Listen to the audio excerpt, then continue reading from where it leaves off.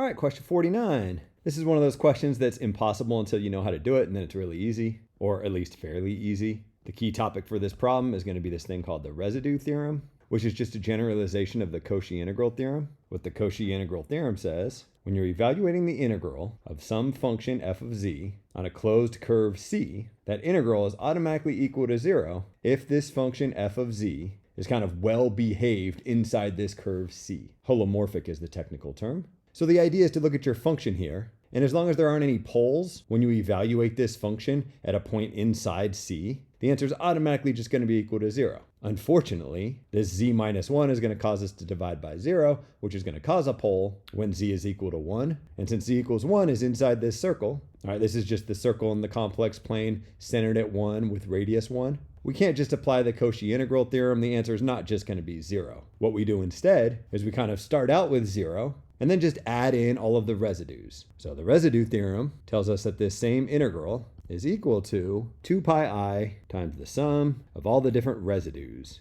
Maybe k equals 1 to n of the residue of this function at some point ak. It's actually a pretty cool theorem because it allows you to evaluate an integral without calculating any antiderivatives or anything, and instead just adding up these different residues. If this stuff's new to you, your follow-up question is, how do I calculate the residue? Well, in short, it depends. If you have a simple pole, a pole of order 1, then the residue for your function at some point p corresponding with the simple pole, is just equal to the limit as z approaches p of z minus p times f of z. If this looks like a Taylor series expansion centered at some point p, that's not a coincidence. The good news is this formula is really easy to use, right? You're given the function and you know the point p, so you're just evaluating a limit. The bad news is this only works if you have a simple pole. If you have a higher order pole, there's a slightly more complicated formula for figuring out the residual. What you instead do is you take the reciprocal of the factorial of 1 less than the order. So here the order equals n, and then you multiply that by the limit as z approaches p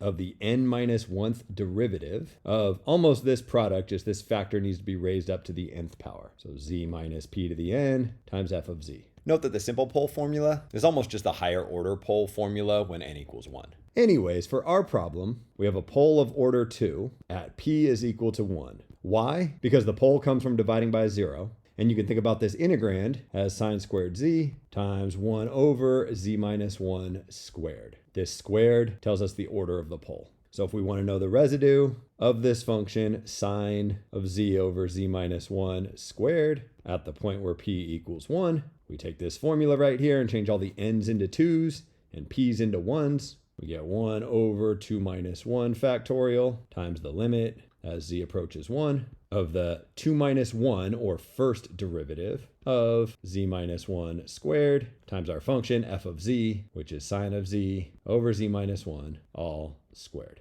Conveniently, this simplifies really nicely. 2 minus 1 is just 1, 1 factorial is 1, 1 over 1 is 1. So we just get the limit as z approaches 1 of the derivative of this mess. Conveniently, this mess simplifies really nicely because this is sine squared z over z minus 1 squared, and this z minus 1 squared and this z minus 1 squared cancel, so I'm just left with sine squared z. To take this derivative, I employ the chain rule. First taking care of the squared part, I get 2 sine of z to the first power if you want, times the derivative of sine of z, which is just cosine of z. And because this function is continuous at 1, evaluating this limit is really easy. Just change all the z's into 1, and you get 2 sine of 1 cosine of 1.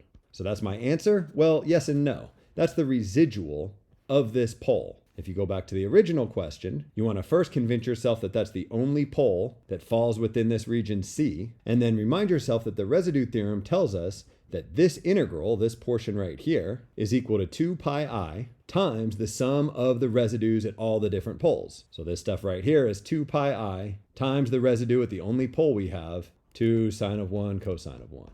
Note that this thing in green is not the answer to the question. The question wants to know the value of 1 divided by 2 pi I times this thing in green. So the answer is 1 over 2 pi I times 2 pi I times 2 sine of 1 cosine of 1. The 2 pi's cancel out. We're left with just 2 sine of 1 cosine of 1. Go staring up at your answers looking for 2 sine of 1 cosine of 1. You won't see it. Why? Because there's this thing called the double angle formula, and it tells you that the sine of 2x is always equal to 2 sine of x cosine of x. And kind of deviously, the test makers wrote the answers in this form format, even though it kind of works out in this format, playing the role of x here as a 1, 2 sine of 1 cosine of 1 is equivalent to the sine of 2 times 1, in other words, 2.